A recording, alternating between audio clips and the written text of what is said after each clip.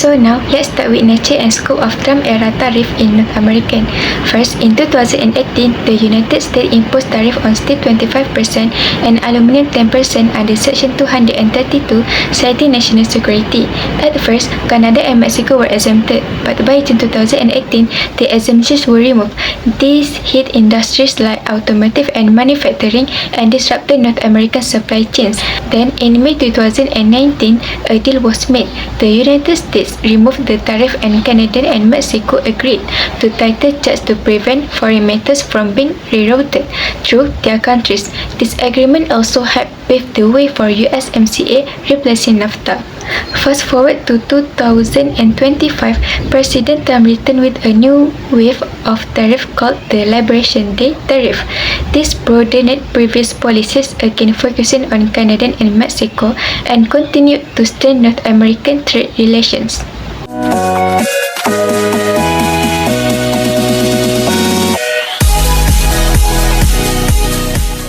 Now, let's move to the rationale behind Trump's tariff policy. First, the main justification was national security and border control. The Trump administration used tariffs to pressure countries, especially Mexico, to take stronger action on drug trafficking, illegal immigration, and the fentanyl crisis. Second, it was about protecting domestic industries and reducing the trade deficit. The administration believed that the decades of free trade had weakened the U.S. manufacturing, especially in steel, aluminum, and automotive sectors. So, by imposing tariff, the goal was to revive local production and bring back jobs in line with Trump's America First agenda. Third, there was the issue of trade imbalance and lack of reciprocity. U.S. officials argued that while America kept its tariffs low, countries like Canada still imposed high duties on U.S. goods, especially dairy and poultry. To respond to this unfair trade practice, the U.S. introduced its own tariffs as a way to demand fairer terms. In short, the tariffs were about more than just trade. They reflected a bigger push for security, economic independence, and reciprocal partnerships. First of all, impact on Canada and Mexico. In 2024, the United States still improved the USD 16 billion worth of steel and aluminum from Canada, but Canadian steel export dropped by nearly 14%. Mexico also experienced a 16% decrease in steel export to the United States between 2023 and 2024, and Mexico automotive sector, which is heavily tied to U.S. company, also suffered from delayed shipment and disrupted operation. Second, impact on the United States. Ironically, the U.S. itself also faced negative consequences. Due to higher manufacturing costs, some companies were forced to cut operation or temporarily suspend export. The capacity utilization in the U.S. steel and aluminum industry remained below the 18 benchmark, indicating weak industry performance. Next, retaliatory tariff from Canada and Mexico. In response, both Canada and Mexico imposed retaliatory tariff. Canada targeted CAD 16.6 billion worth of United States goods such as steel, whiskey, and consumer products, and Mexico applied USD 3 billion in tariff on United States agricultural and steel products like cheese, apple, and pork. This countermeasure led to market loss and revenue decline for many American producers. For the long-term regional trade trends, while trade volume slightly increased the first due to short-term adjustments, the long-term trend showed the decline in regional trade. Importantly, the United States trade deficit did not significantly improve, and in some sectors like automotive and electronics, it actually worsened. Instead of reducing dependence on foreign materials, the tariff resulted in higher consumer price and diplomatic tension. Company responses and strategy adjustment. many companies started to shift operation to tariff-free countries like India and Vietnam. Others began investing in automation and new technologies to offset rising costs. Additionally, the introduction of USMCA agreement, which replaced NAFTA, provided updated trade rules, helping restore regional trade stability through better protection of intellectual property and digital trade transparency. In conclusion, the United States tariff policy have caused regional economic destruction, not only affecting Canada and Mexico, but also backfiring on the United States economy. In early 2018, President Trump accused Canada and Mexico of unfair trade practice and not doing enough to stop illegal immigration and drug trafficking across the US border.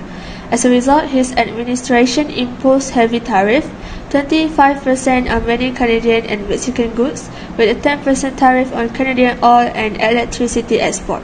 At the same time, the US also placed a 10% tariff on Chinese imports. The justification for this tariff was primarily national security concerns, including the fight against fentanyl trafficking and illegal immigration. Canada responded swiftly with retaliatory tariff of its own, imposing 25% duties on a variety of American goods like cars, steel, aluminum, dairy products, and even ketchup. Some provinces like Ontario went further by stopping discounted energy export to the US and cancelling government contracts with American companies. Mexico and the European Union also retaliated, targeting American steel, cheese, apples, and bourbon among others. These trade tensions quickly moved beyond economics. Canada filed formal complaints with the World Trade Organization, claiming the US tariffs violated international trade rules. Mexico and the US also began talks linking trade discussion to cooperation on border security and drug enforcement. Despite the tension, the US, Canada, and Mexico signed the USMCA agreement in late 2018 to update NAFTA and improve trade relations. By mid-2019, the US pledged to remove steel and aluminum tariff, leading Canada and Mexico to roll back some of their retaliatory tariff. Meanwhile, the US and China escalated a full-scale trade war with multiple rounds of tariff, though they signed a Phase 1 deal at the end of 2019 to ease tensions. Ties between Canada and Mexico have been strong for years, especially through major deals like NAFTA and later, the USMCA. In 2018 and 2019, the three countries negotiated a new agreement to replace NAFTA. As part of that process, Canada and Mexico received a special letter giving them protection from US vehicle tariffs. This included a 60-day suspension and tariff-free quotas for cars exported to the US. But things got tense. In May 2019, President Trump threatened to slap a 5% tariff on all Mexican imports, increasing every month up to 25%. The goal? To pressure Mexico into tightening immigration controls at the US-Mexico border. After quick negotiations, Mexico agreed, and by June the tariffs were called off. So what happened to the economy after all that? Let's break it down. First, consumers. The auto industry faced new rules. Cars had to be made with more North American parts, and a portion of workers needed to earn higher wages. That meant higher production costs, and guess who picked up the tab? The consumers. Car prices in the US were expected to rise significantly, making vehicle ownership more expensive for everyday Americans. Next, producers. Automakers had to deal with complicated new rules that disrupted supply chains and discouraged investments. This made it hard for them to compete both at home and abroad. Farmers were also hit hard in response to US tariffs on steel and aluminum. Canada and Mexico imposed tariffs on American goods that meant fewer exports and lower income for US producers, especially in agriculture. Then jobs. The ripple effects reached the job market. The added costs and trade tensions threatened jobs in both the automotive and manufacturing sectors. Some predicted the loss of tens of thousands of jobs. Especially US supply chains were most affected. Even though the goal was to protect American jobs, the result was likely fewer employment opportunities. especially in industries that rely on international trade. And finally, inflation.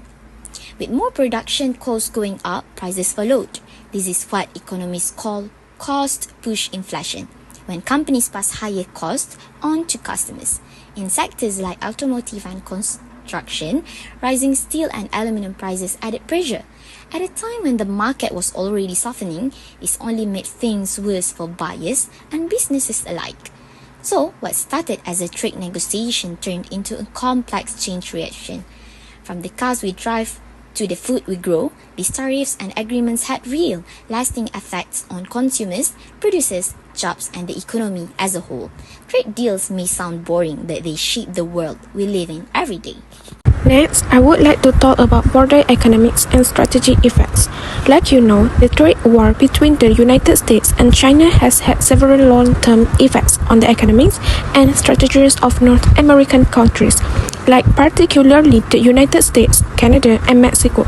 These effects can be seen in supply chain changes, regional trade agreements, and shift in geopolitical alliance. The first one is supply chain changes. Supply chain changes that have happened due to the United States and China trade war. One of the most significant effects of this trade war is the shift in global supply chains. Many companies are now rethinking where they should place their production facilities. In the past, moving production to Southeast Asia was a popular choice. However, the situation has changed. The United States and Canada are now focusing on bringing their production back home. This strategy is known as reshoring. At the same time, many companies are choosing nearshoring, which means moving their operations to countries that are closer, like Mexico. Mexico has quickly become a top choice because it offers lower labor costs and has favorable trade agreements with North America. In addition, companies in the United States and Canada now place great importance on several key factors. These include supply chain stability, consistent product quality, and shorter transportation routes. Companies also want to avoid the political risks that can come from working with countries that are far away. In conclusion, the United States and China trade war has not only affected the two countries involved, but it has also changed the way many companies manage their supply chains worldwide. It has influenced where they produce goods and how they plan their future business strategies. Second, regional trade agreements. Regional trade agreements and how they have developed as a result of the United States and China trade war. The trade war between the United States and China has pushed North American countries to strengthen and diversify their trade relationships. They are now more focused on creating new partnerships and expanding their trade networks to reduce their dependence on just a few major countries. One important example of this change is the United States-Mexico-Canada Agreement, USMCA, which officially replaced NAFTA in 2020. The USMCA is a modern trade agreement that introduces several new provisions. It covers areas such as digital trade, labor rights, and environmental standards, which were not a priority in older agreements. This shows that North America is now focusing on modern, fair, and sustainable trade practices. Apart from the USMCA, Canada has taken further steps to expand its trade globally. Canada has joined major international agreements like the CPTPP, which is the Comprehensive and Progressive Agreement for Trans-Pacific Partnership, and the RCEP, the Regional Comprehensive Economic Partnership. Through these agreements, Canada has successfully built stronger trade ties with Asia-Pacific countries, including Japan, Vietnam, and Malaysia. The main purpose of all these efforts is to reduce over-reliance on the United States and China by opening access to new and diverse markets. North American countries, especially Canada, are making their economies more stable and less vulnerable to future trade conflict. In conclusion, the United States and China trade war has led North American countries to rethink their trade strategies and actively seek more balanced and varied partnerships across the globe.